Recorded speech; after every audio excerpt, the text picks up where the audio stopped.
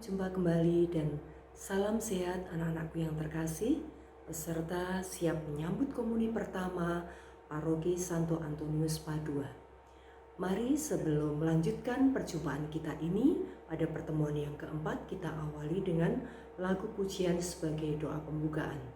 Dalam nama Bapa dan Putra dan Roh Kudus. Amin. Salam Maria, penuh rahmat, Tuhan sertamu. Terpujilah engkau di antara wanita, dan terpujilah buah tubuhmu Yesus. Santa Maria, Bunda Hawa, doakanlah kami yang berdosa ini sekarang dan waktu kami mati. Amin. Salam Maria, penuh rahmat, Tuhan sertamu. Terpujilah engkau di antara wanita, dan terpujilah buah tubuhmu Yesus.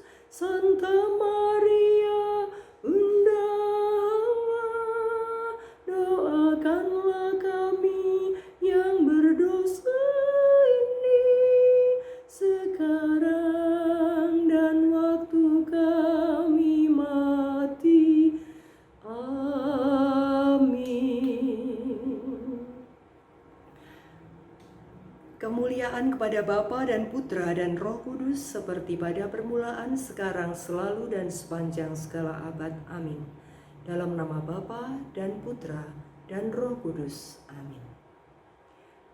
Anak-anak yang terkasih, mari kita amati gambar dalam slide.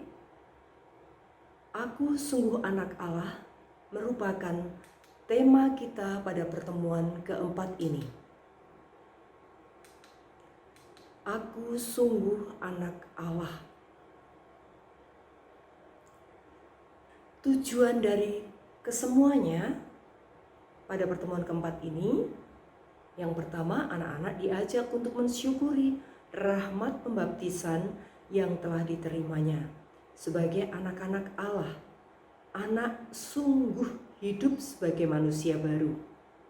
Ada dua hal anak-anak: bersyukur atas rahmat baptisan, dan yang kedua, sungguh-sungguh percaya bahwa kita semua adalah anak-anak Allah dan menjadi manusia yang sungguh baru sebagai anak Allah.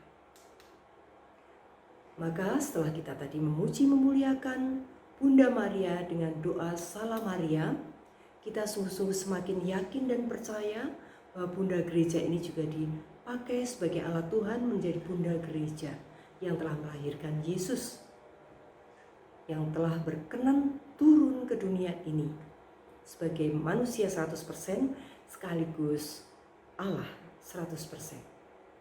Maka marilah kita cermati upacara pembaptisan bayi. Untuk anak-anak peserta komuni pertama, siapa yang sudah dibaptis sejak masa kecil? Suster sendiri sejak waktu itu masih 1 minggu, ya, 8 hari lah. Mungkin anak-anak juga sejak bayi, ada yang mungkin mulai dewasa, mulai SD begitu. Ini adalah gambar upacara pembaptisan, orang tua yang membaptiskan putra atau putrinya, didampingi oleh pendamping wali baptis. Siapa yang membaptis anak? Itu adalah pastor. Kita bisa melihat ada acara peristiwa pembaptisan. Untuk itu anak-anak yang terkasih, apakah kamu pernah mengalami hal yang sama? Seperti saya tanyakan di depan tadi. Kalian peserta komuni pertama tentu mengalami peristiwa pembaptisan, mengalami hal yang sama dibaptis. Berbeda-beda waktunya. Kapannya itu tentu bisa bertanya kepada orang tua. Lalu waktu kamu umur berapa saat itu dibaptis? Di mana? Ada kemungkinan kalau di Pasuruan ini mungkin anak-anak di gereja Santo Antonius Padua Pasuruan. Ada yang mungkin dari kota lain, Surabaya atau kota-kota yang lain di mana dilahirkan waktu itu. Siapa yang memandikan kamu? Seperti saya katakan juga tadi, imam telah mempermandikan calon baptisnya. Lalu bagaimana perasaanmu ketika sekarang menyadari bahwa kita semua telah dibaptis, anak-anak yang telah siap menyambut komuni pertama ini? Bagaimana perasaanmu? Tentunya kita bersyukur, kita bergembira, penuh sukacita karena menjadi anak-anak Allah. Coba kita melihat anak-anak pada upacara pembaptisan tadi, digambar tampak seorang anak yang sedang dibaptis oleh imam, didampingi orang tuanya serta wali baptis yang akan mendampingi pertumbuhan iman anak itu bersama keluarga orang tuanya. Ada yang dibaptis juga sudah dewasa, sekitar SD atau SMP. Dibaptis itu artinya juga menjadi anak-anak Allah.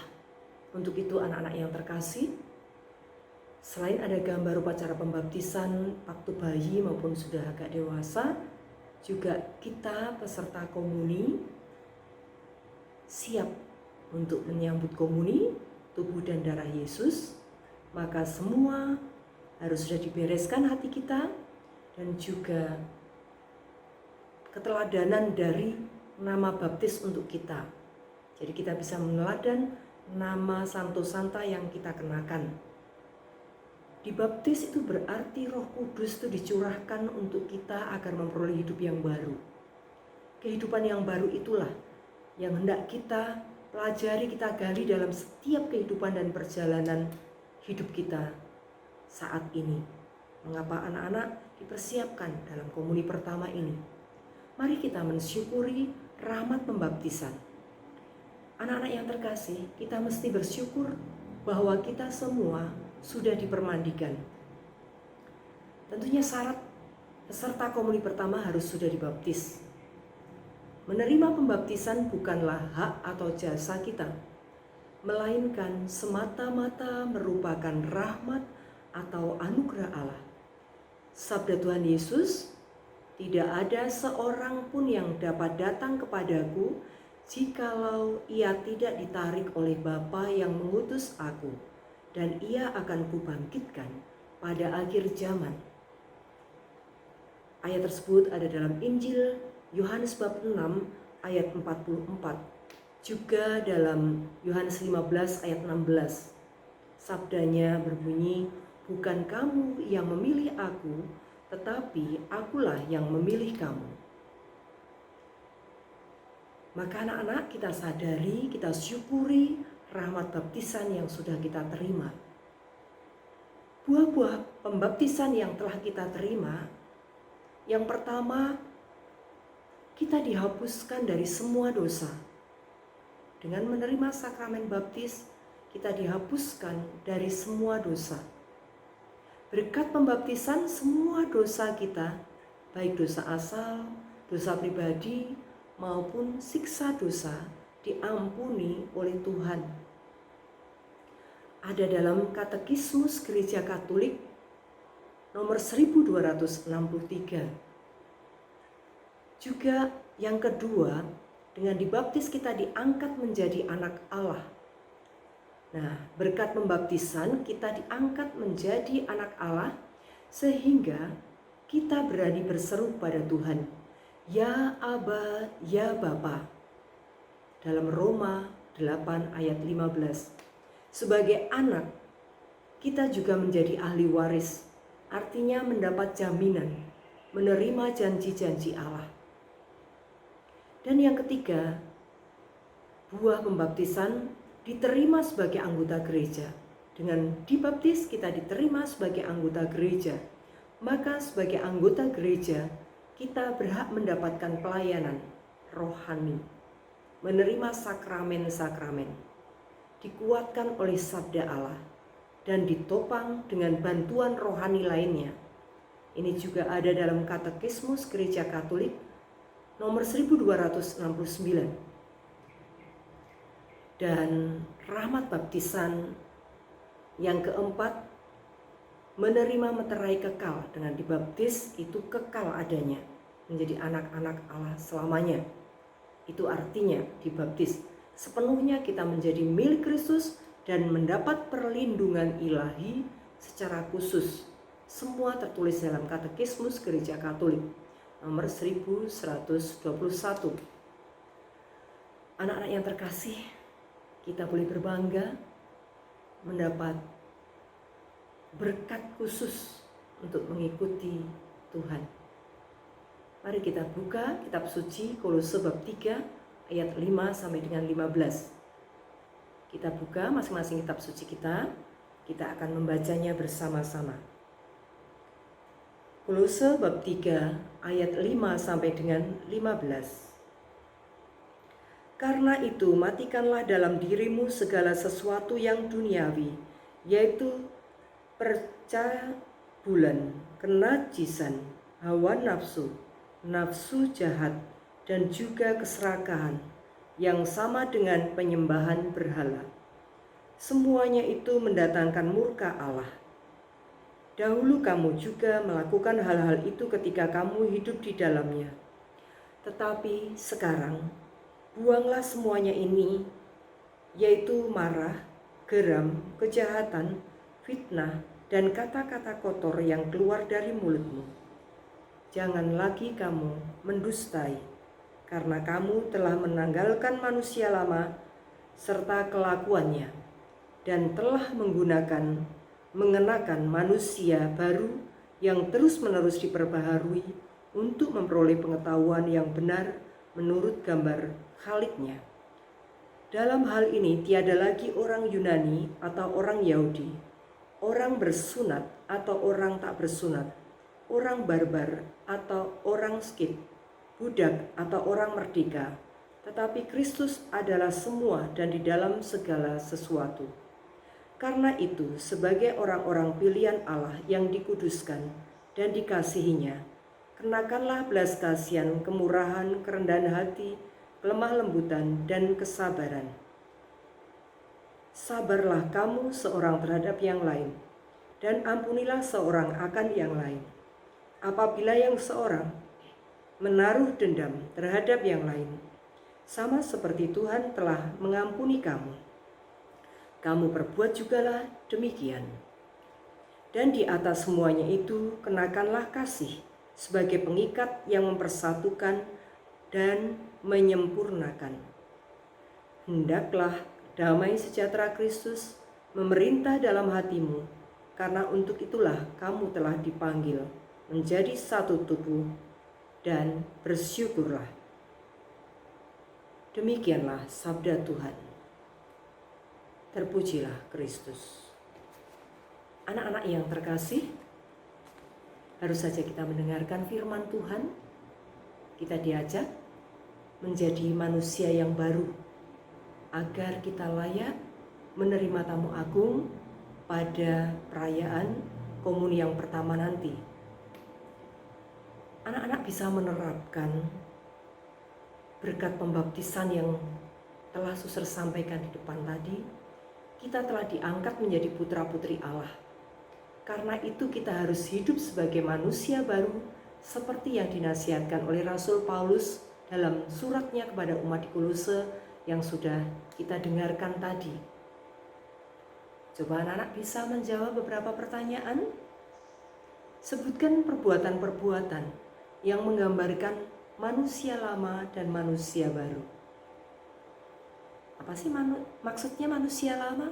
Tadi setelah kita mendengar tentang firman Tuhan dari Kolose, ya, manusia lama itu artinya segala hal yang kurang baik di hadapan Tuhan, yang seringkali kita melakukannya, Nah, saat ini kita harus bangun kembali dengan segala perbuatan yang baik. Di dalam ayat khususnya 5, 8, dan 9 telah ditunjukkan kita menjadi manusia yang di sini manusia lama, kemudian nanti anak-anak diajak untuk menjadi manusia baru yang terdapat pada ayat berikutnya 12 sampai dengan 15. Pada ayat 5, 8, 9 itu antara lain kita bisa melihat, karena itu matikanlah dalam dirimu segala sesuatu yang duniawi, yaitu percabulan, kenajisan, hawa nafsu, nafsu jahat, keserakahan, penyembahan berhala. Nah, ini manusia lama yang termasuk tidak menghormati Tuhan. Kemudian juga selain 5 ayat 8 di sini dikatakan, buanglah semuanya itu, marah, geram, kejahatan, fitnah, kata-kata kotor yang keluar dari mulut kita. Ya, itu juga manusia lama. Kemudian ayat 9 pun juga menunjukkan di sini mendustai. Ya, tinggalkanlah kebiasaan-kebiasaan itu, kelakuan-kelakuan yang tidak berkenan di hadapan Tuhan, itu manusia lama. Sebaliknya manusia baru bisa ditunjukkan tadi setelah kita membaca di ayat 12 sampai dengan 15, antara lain kenakanlah belas kasihan, kemurahan, kerendahan hati, kelemah lembutan, kesabaran, dan seterusnya ya. Kita diajak untuk rajin, tekun, setia, senantiasa berdoa kepada Tuhan, rajin membaca kitab suci ya. Banyak hal yang bisa kita lakukan, rajin membantu orang tua di rumah, menjaga adik, semua itu adalah manusia baru. Lalu pertanyaan yang kedua, manusia lama manakah yang selama ini masih sering kamu lakukan? Bagi anak-anak tentu masing-masing berbeda. Mungkin manusia lama malas di dalam belajar, tidak mengumpulkan tugas-tugas dari sekolah, atau juga ketika pandemi ini di rumah seringkali membantah orang tua. Nah, seperti ini, suka pamer, sikap sombong, bicaranya kotor, yang tidak baik artinya. Ini manusia lama yang biasanya terjadi dalam hidup harian kita. Itu yang harus diubah menjadi manusia yang baru. Dengan cara apa? Bagaimana caramu mengatasi perilaku manusia lamamu itu? Ya, tentunya dengan bertobat. Baik anak-anak yang terkasih, tentunya kalian bisa menjawab setiap pertanyaan itu melalui perbuatan.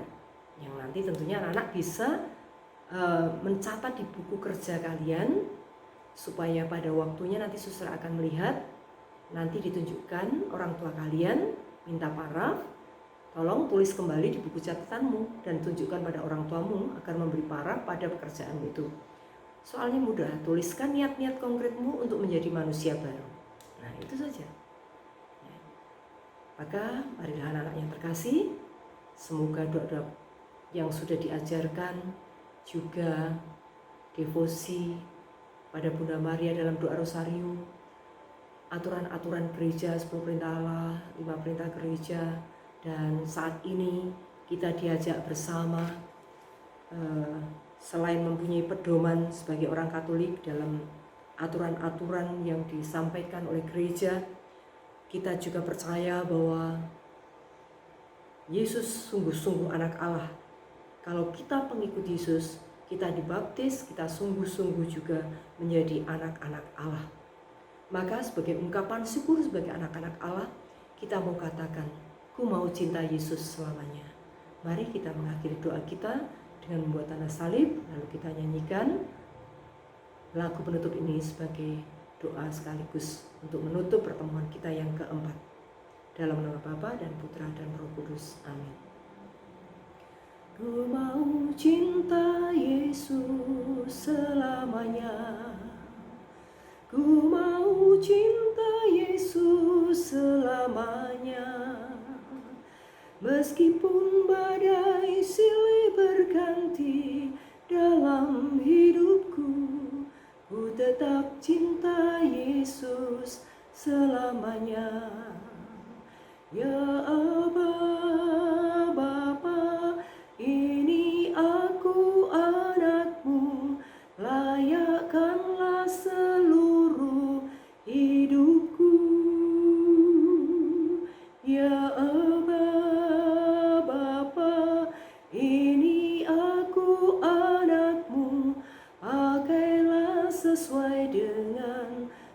rencanamu. Ku mau cinta Yesus selamanya. Ku mau cinta Yesus selamanya. Meskipun badai silih berganti dalam hidupku, ku tetap cinta Yesus selamanya. Ya Bapa, ini aku anakmu, layakkanlah seluruh hidupku. Ya Bapa, ini aku anakmu, pakailah sesuai dengan rencanamu. Kemuliaan kepada Bapa dan Putra dan Roh Kudus, seperti pada permulaan, sekarang, selalu, dan sepanjang segala abad. Amin. Dalam nama Bapa dan Putra dan Roh Kudus. Amin.